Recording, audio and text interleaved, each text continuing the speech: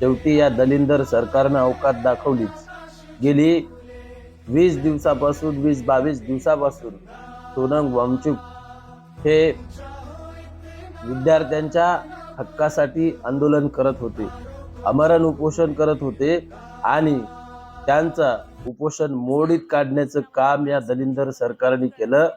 यांनी बळाचा वापर करून त्यांना एखाद्या मुर्द्यासारखं तिथून उचलून नेलं, हॉस्पिटलमध्ये भरती केलं आणि त्यानंतर जो 20 तारखेला लॉंग मार्च होणार होता, संसदेवरती लॉंग मार्च होणार होता, तो लॉंग मार्चसाठी लाखोच्या संख्येने विद्यार्थी रस्त्यावरती उतरले, जंतर मंतरवरती आले आणि त्या जंतर मंतरवरती विद्यार्थ्यांनी आपल्या हक्कासाठी, न्याय हक्कासाठी दीपक दिपके यांना समर्थन देण्यासाठी, यांच्यासोबत उभं राहण्यासाठी हे विद्यार्थ्यांचे आई वडील, ज्या 22 विद्यार्थ्यांनी, या देशातल्या 22 विद्यार्थ्यांनी आत्महत्या केल्या, त्या 22 विद्यार्थ्यांच्या आई वडिलांना न्याय देण्यासाठी हे सरकार समोर येत नाही, त्यांच्या प्रश्नाचं उत्तर देण्यासाठी हे सरकार समोर येत नाही।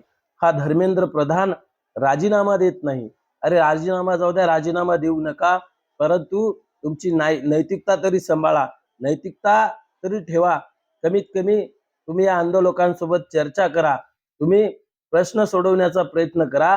पण या देशातला जो कणा आहे, तो कणा हा इथला तरुण आहे, इथला विद्यार्थी आहे आणि त्या विद्यार्थ्याचं भविष्य धोक्यात असताना आंदोलन करण्यासाठी रस्त्यावरती उतरतात। लोकशाहीच्या मार्गाने आम्हाला आंदोलन करण्याचा अधिकार आहे, पण आज या देशामध्ये हुकुमशाहीच्या पद्धतीनं, दंडेलशाहीच्या पद्धतीनं लाठीचार्ज केला जातो, अश्रू धुळांचे नळकांडे सोडले जातात आणि हे आंदोलन चिरडण्याचं काम त्या हुकुमशाही सरकार करत आहे, तानाशाही सरकार करत आहे।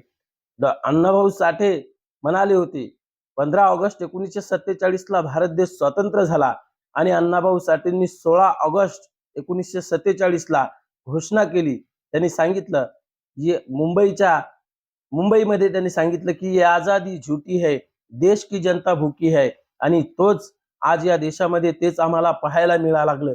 मित्रांनो, आपण जर जागे झालो नाही तर येणारा काळ हा खूप भयंकर असणार आहे। आम्हाला आमचा आवाज दाबण्याचं काम हे सरकार करत आहे, म्हणून या गोष्टीचा मी जाहीर निषेध करतो आणि हा व्हिडिओ जास्तीत जास्त लोकांपर्यंत पोहोचवा। या देशातील पंतप्रधान दलिंदर आहे, या देशातील नेते दलिंदर आहेत, या हरामखोरांना आपण धडा शिकवला पाहिजे। जय जिजाऊ, जय शिवराय, धन्यवाद।